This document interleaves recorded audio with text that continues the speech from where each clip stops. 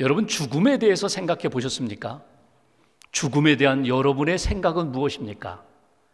죽음 이후에 대한 여러분의 믿음은 무엇입니까? 오늘 성경에서 우리는 아브라함의 아내인 사라의 죽음으로 오늘 본문을 시작합니다. 사라가 죽자 그 죽음 앞에서 아브라함이 슬픔에 빠지게 됩니다. 그리고 장례식을 준비합니다. 장지, 매장지를 찾게 됩니다. 그리고 막벨라 그 굴을 구입하는 내용이 오늘 본문에 나옵니다. 하나님으로부터 자녀에 대한 복을 받고 오래오래 기다려서 이삭을 얻었습니다. 그런데 또 하나 하나님이 약속하신 복이 있는데 땅에 대한 복입니다. 내가 너와 네 후손에게 땅을 주리라. 그 약속을 받았는데 아직까지도 땅 한 평 없는 아브라함, 오늘 아내의 죽음을 통하여 땅을 얻는 과정 속에 하나님이 우리에게 주시는 영적인 메시지가 있다는 것입니다. 오늘 23장 1절 말씀을 먼저 보겠습니다. 제가 봉독합니다. 사라가 127세를 살았으니 이것이 곧 사라가 누린 햇수라. 여러분, 성경에 보면은 믿음의 사람들이 몇 년 살았다라는 내용이 나오는데 특별히 여성이 몇 년 살았다 하는 내용은 거의 없습니다. 오늘 사라가 127년을 살았다 명시한 것은 그의 인생이 결코 헛된 인생이 아니라는 것입니다. 남편 75세 그리고 자기는 65세의 부름을 받고 60여 년의 인생을 믿음의 길 걸어왔는데, 그리고 127세 하나님이 그를 불러가셨는데 그의 인생은 결코 헛된 인생이 아니었다. 2절 보십시오. 2절 같이 봉독합니다. 사라가 가나안 땅 헤브론 곧 기럇 아르바에서 죽음에 아브라함이 들어가서 사라를 위하여 슬퍼하며 애통하다가. 아멘. 여기 보시면 우리말 성경에는 나타나 있지 않는데 앞부분 2절 사라가 가나안 땅 헤브론 곧 기럇 아르바에서 죽었다. 근데 원문을 보시면 여기 앞에 가나안 앞에 기럇 아르바 앞에 전치사 빼라는 단어가 들어가 있습니다. 그건 뭐냐면 무엇 안에라는 표현입니다. 그러면 이걸 이렇게 읽을 수 있습니다. 사라가 가나안 땅 안에서 헤브론 곧 기럇 아르바 안에서 죽었다. 가나안 땅은 어떤 땅입니까? 약속의 땅입니다. 하나님의 언약을 받은 언약의 땅입니다. 헤브론은 어떤 땅입니까? 그것은 교제의 땅입니다. 헤브론이라는 말 자체가 교제라는 의미거든요. 그러니까 사라는 지금까지 어떻게 살아왔는가? 하나님의 약속을 품고 살았다. 약속을 경험하고 은혜를 경험하고 살았다. 그가 하나님과 교제하면서 살다가 약속과 교제 안에서 하나님이 주시는 은혜를 누리고 하나님이 불러가셨다. 그것이 오늘 본문의 내용입니다. 특별히 2절 후반부에 보면은 아브라함의 감정에 대하여 성경은 말씀하고 있습니다. 성경 지금까지 아브라함이 75세 부름받고 지금까지 살아오면서 많은 일들을 경험했거든요. 그 가운데 아브라함의 감정이 드러난 것이 별로 없습니다. 물론 이삭을 주겠다고 했을 때 피식 웃었고 이삭을 얻은 다음에 기뻐했던 것, 그거 외에는 특별한 감정이 없는데 더욱이 슬픔에 대한 감정은 성경에 나타나 있지 않았는데 오늘 성경은 아내가 죽자 그가 심히 슬퍼했다, 애통했다라고 성경은 기록하고 있습니다. 아내를 돌아볼 때 지금까지 살아오면서 아내가 겪었을 많은 일들, 특별히 자기로 인하여 겪었을 많은 아픔들, 슬픔들, 고난들을 생각하면서 아브라함이 지금 비통함, 슬픔에 빠져 있습니다. 3절 말씀 보십시오. 제가 봉독합니다.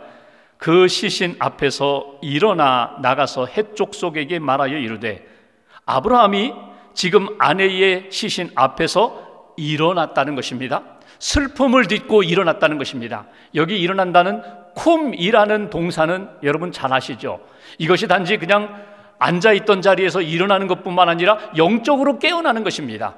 하나님을 바라보는 것입니다. 지금 내가 해야 할 일이 무엇인지를 찾은 것입니다. 이것이 바로 아브라함이 그 슬픔의 자리에서 깨어 일어났다는 장면입니다. 4절 같이 봉독합니다. 나는 당신들 중에 나그네요 거류하는 자이니 당신들 중에서 내게 매장할 소유지를 주어 내가 나의 죽은 자를 내 앞에서 내어다가 장사하게 하시오.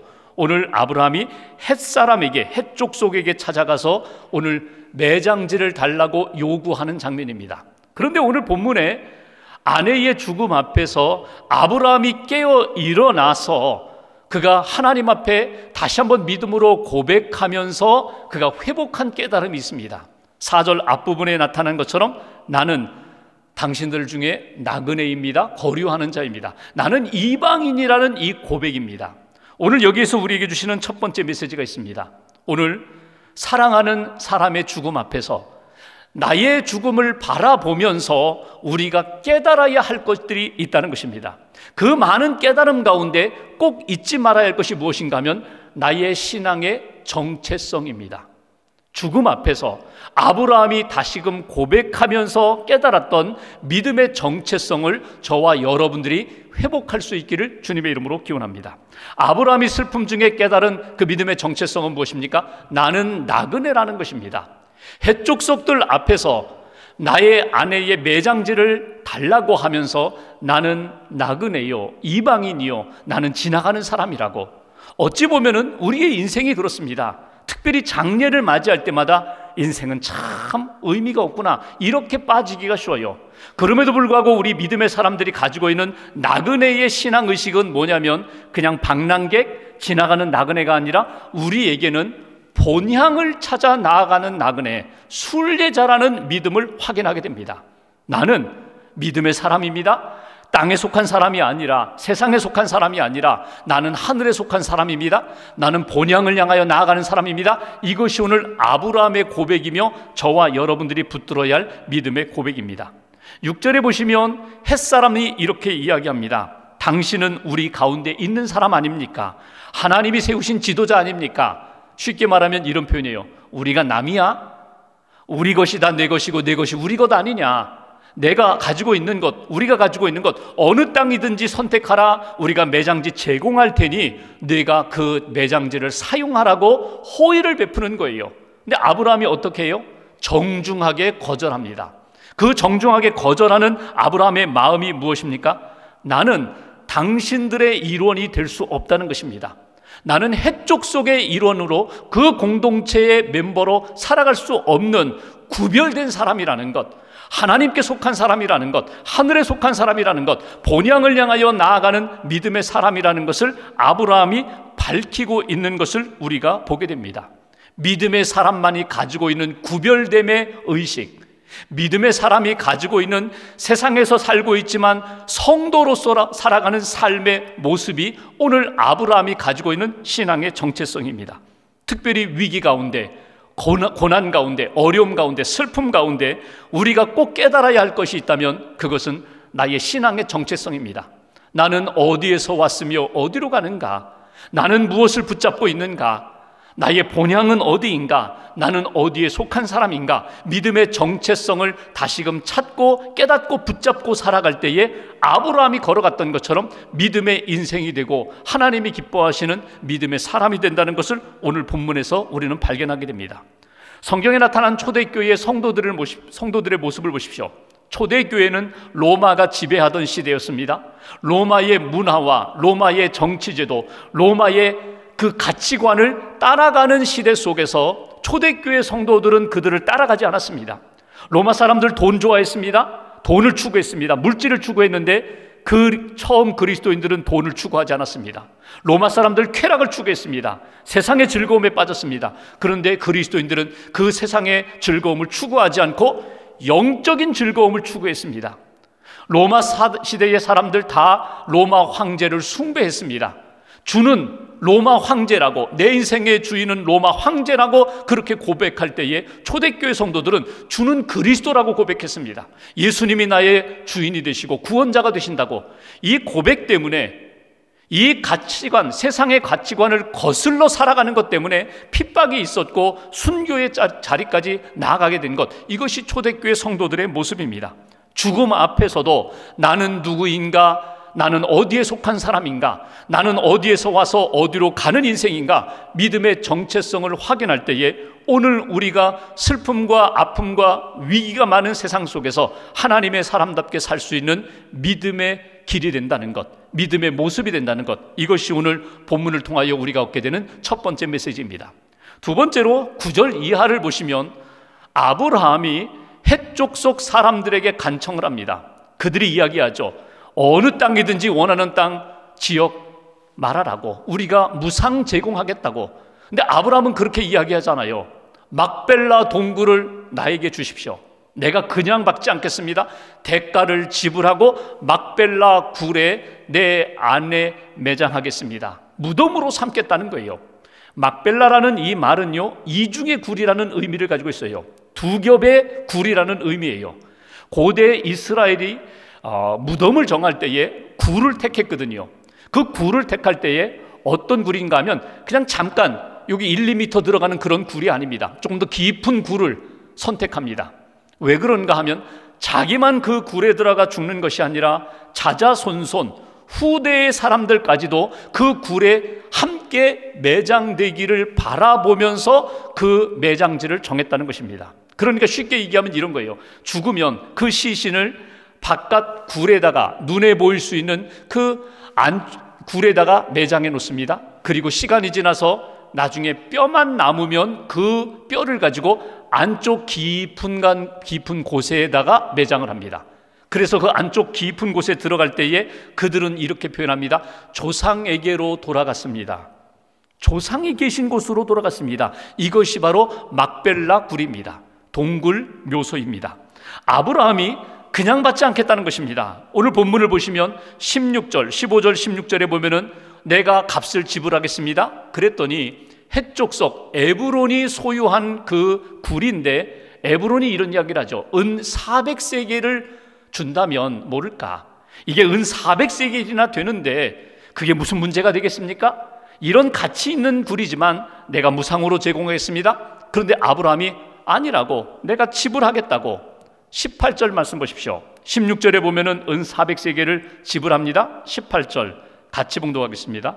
성 문에 들어온 모든 헷족속이 보는 데서 아브라함의 소유로 확정된지라. 값을 지불해요. 여기 은 400세겔이라는 것은요, 쉽게 말하면 바가지 썼습니다. 바가지 요금이에요. 같은 헷족속끼리는 이 정도로 부르지 않아요. 이 정도로 비싸게 부르지 않아요. 그런데 아브라함이 이방인이라는 것 때문에 그가 대가를 지불하겠다고 하자. 그래? 그러면 400세겔이나 내면 되는데, 그래서 그 굴만이 아니라 굴이 붙어있는 밭이며 밭에 심겨진 나뭇가지며 그 통째로 다 아브라함이 사고, 18절 말씀해 보시면 이것이 아브라함의 소유가 되었다. 많은 사람들 증인 앞에서 이거는 이제부터 아브라함의 소유입니다, 이렇게 도장을 찍었다는 것입니다. 여기 궁금한 것이 있어요. 아니 왜 그냥 무상 제공하겠다는데 그냥 은혜로 받아들이지 왜 굳이 고집을 부리면서 그 비싼 대가를 지불했을까? 아브라함에게 있어서 지금까지 소유는 무엇입니까? 그는 유목민이기 때문에 양이며 소며 염소며 이것이 그의 소유였습니다. 땅은 소유가 아니었습니다. 왜? 땅은 지나가는 것입니다. 양들을 먹이기 위하여 지나가는 곳일 뿐 땅을 나의 영원한 소유로 삼지 않았습니다. 그런데 아내가 죽자 아브라함이 하나님이 말씀하신 그 약속을 생각합니다. 내가 너에게 자녀를 주리라, 내가 너에게 땅을 주리라. 아브라함이 땅에 대하여 처음부터 소유로 생각한 것 아닙니다. 하나님의 약속과 말씀으로 그는 땅을 생각했다는 것입니다. 아내가 죽어서 들어갈 곳이라면 자자손손 나도 들어가고 나의 후손들도 들어갈 그 땅을 하나님 앞에서 이제 내가 매입해야 되겠다. 종자 땅으로 삼아야겠다. 하나님이 나의 자손들에게 땅을 주신다고 약속했다면 지금 내가 대가를 지불하고 값을 지불하고 지금 산 이 땅이 하나님이 복 주신다고 했던 그 땅의 씨앗이 되게 만들리라. 이것이 종자 땅이 되리라. 이 믿음으로 그 땅을 매입하게 되었다는 것입니다. 여기에 주시는 두 번째 메시지가 있습니다. 여러분, 믿음의 사람이라면 하나님을 믿습니다. 하나님의 약속을 믿습니다. 하나님의 계획을 믿습니다. 동시에 하나님의 사람답게 믿음으로 감당해야 할 몫이 있는데 그 몫을 얻기 위하여, 그 몫을 이루기 위하여 대가를 지불하고 값을 지불하는 믿음의 모습이 우리에게 필요하다는 것입니다. 아브라함이 바로 그런 모습입니다. 만약에 햇사람이 무상 제공한 그 땅을 받았다면 어떤 일이 일어났을까요? 여러분, 햇사람들에게 빚진 자가 될 것입니다. 어찌 보면은 그 땅은, 그 막벨라 굴은 상속이 되지가 않아요.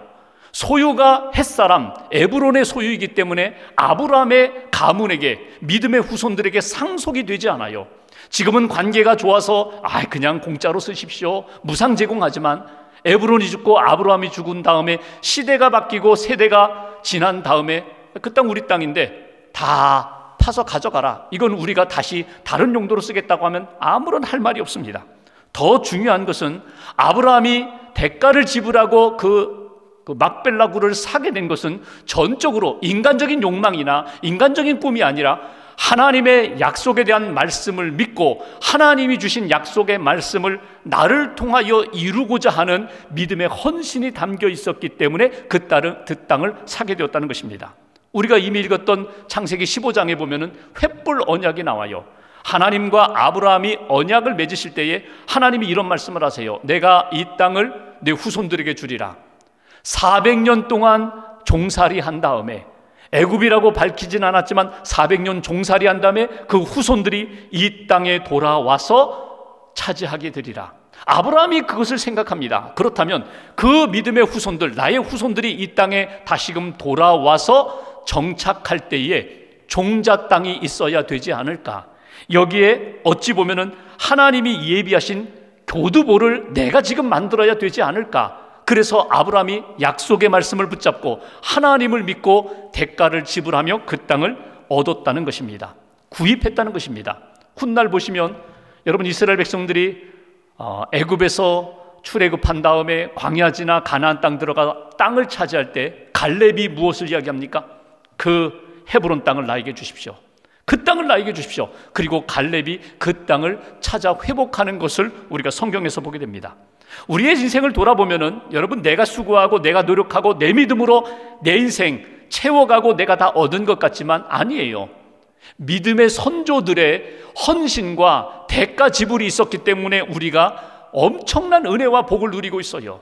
그분들의 헌신과 수고로 우리가 복을 누리고 있다면 지금 내가 이 시대에 하나님이 내게 맡겨주신 믿음의 사람으로 세상과 구별된 삶을 살아가면서 지불해야 할 대가를 내가 지불하고 헌신할 때 나의 후손들이 내가 지금 세운 교두보, 내가 세운 이종표를 통하여 그들이 믿음의 길을 걷게 되고 믿음의 은혜를 누리게 된다는 것, 하나님이 기뻐하시는 믿음의 역사를 경험하는 일, 그 일을 우리가 감당해야 된다. 이것이 오늘 우리에게 주시는 두 번째 메시지입니다.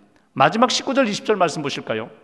19절 제가 봉독합니다. 그 후에 아브라함이 그 아내 사라를 가나안 땅 마므레 앞 막벨라 밭 굴에 장사하였더라. 마므레는 곧 헤브론이라. 20절 같이 봉독합니다. 이와 같이 그 밭 거기에 속한 굴이 해쪽 속으로부터 아브라함이 매장할 소유주로 확정되었더라. 아멘. 이것은 아브라함의 소유지입니다. 이것은 아브라함이 믿음으로 얻은 땅입니다. 대가를 지불하고 얻은 땅입니다. 여러분, 이 땅에 지금은 사라가 들어갔어요. 그리고 시간이 지나서 아브라함이 그 땅에 들어갑니다. 그의 아들 이삭과 리브가가 들어갑니다. 야곱과 레아가 들어갑니다. 그리고 시간이 흘러서 그 야곱의 아들 요셉이 이집트의 애굽에서 국무총리로 쉽게 말하면 성공했어요. 그리고 그가 죽을 때에 여러분, 요셉이 무엇을 유언합니까? 창세기 50장 25절에 보면은 그는 이런 유언을 합니다. 내가 죽거든 이집트에다가 큰 왕릉을 세워라, 그런 얘기 하잖아요. 내가 죽거든 나의 해골을 메고 그 하나님이 약속했던 우리 조상들이 있는 그 땅으로 메고 가라고, 옮겨달라고. 그리고 그 유언대로 나중에 출애굽할 때 모세가 그 요셉의 해골을 가지고 그 땅을 향하여 나아가는 것을 보게 됩니다. 그러니까 이스라엘 백성들이 아브라함, 이삭, 야곱, 요셉 계속해서 자기가 죽을 때에 나의 갈 곳은 헤브론이다. 하나님이 약속하신 그 땅으로 나는 간다. 이걸 영적으로 해석을 해볼까요? 오늘 우리 시대로 바꿔볼까요? 내가 죽으면 갈 곳은 우리 가문이 마련한 가족묘다. 이게 인간적인 이 땅의 생각이라면 영적인 마음은 이런 것입니다. 내가 갈 곳은 천국 본향이다. 그렇다면 아들아, 손주들아, 너희들도 앞으로 갈 곳은 본향이 있다는 것, 천국이어야 한다는 것, 이거 잊어버리지 말아라. 거기서 우리가 만나는 거야. 그 땅을 바라보면서, 영원한 하나님의 나라 가나안 땅을 바라보면서 우리가 믿음으로 살고 준비되어 살고 그 땅에 들어가는 거야. 이것이 바로 오늘 아브라함이 그의 후손들에게 남긴 믿음의 유산이고, 오늘 이 말씀을 통하여 우리가 꼭 붙잡아야 할 영적인 메시지입니다. 오늘 세 번째 주시는 메시지, 약속의 땅으로 나도 들어가고 나의 후손들도 들어가야 한다는 것입니다. 약속의 땅이 어디입니까? 천국입니다. 하나님이 예비하신 곳, 본향입니다. 영원히 하나님의 다스림을 받으며 주님과 영생의 기쁨을 누리는 그 땅을 놓치지 말아라. 오늘 말씀을 보면은 어찌 보면은 아브라함이 땅을 산 이야기처럼 들리지만, 오늘 아브라함이 땅 산 이야기가 아닙니다. 오늘 우리들이 사모해야 할 곳은 어디인지 그것을 우리에게 가르쳐주고 있습니다.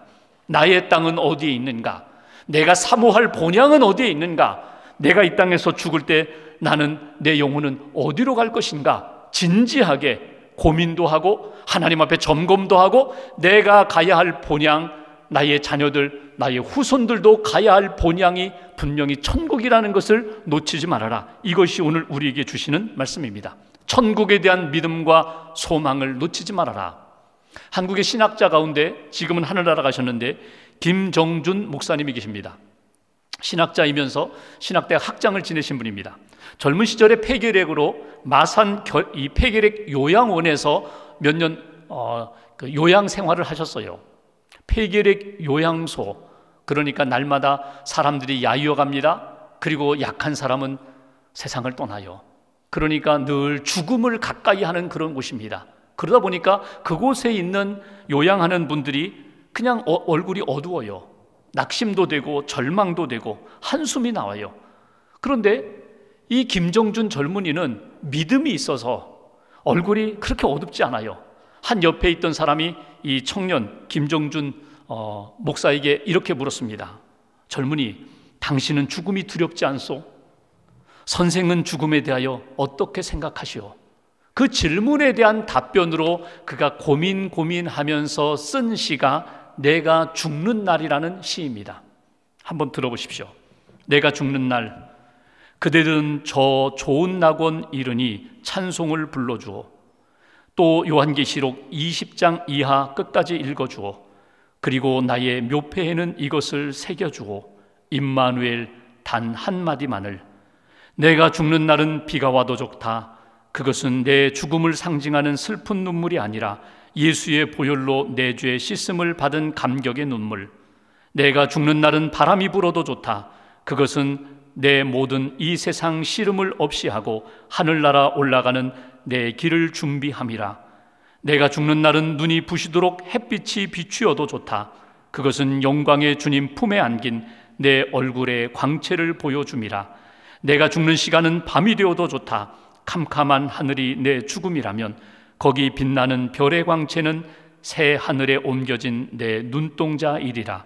오, 내가 죽는 날, 나를 완전히 주님의 것으로 부르시는 날, 나는 이 날이 오기를 기다리노라. 다만 주님 뜻이면 이 순간에라도 닥쳐오기를, 번개와 같이 닥쳐와 번개와 같이 함께 사라지기를. 그 다음은 내게 묻지 말아다오. 내가 옮겨간 그 나라에서만 내 소식 알 수 있을 터이니, 내 얼굴 볼 수 있을 터이니. 여러분, 천국에 대한 믿음이 있습니까? 여러분, 천국에 대한 분명한 소망이 있습니까? 여러분, 인생의 마지막 순간에 들어가야 할 그 땅을 여러분 준비하셨습니까? 하나님이 약속하시고 예비하신 천국, 하늘나라, 영적인 가나안 땅, 하나님이 다스리시고 눈물도 고통도 아픔이 없는 그 나라에 대한 믿음과 소망을 지금도 가슴에 간직하고 있습니까? 오늘도 우리는 하나님의 다스림을 받고 하나님과 동행하는 천국의 백성으로서의 삶을 살아가고 있습니다. 천국 백성 사람답게 하나님이 기뻐하시는 믿음, 소망을 가지고 천국을 바라보며 사는 아브라함과 같은 믿음의 인생을 오늘도 걸어가시기를 주님의 이름으로 기원합니다.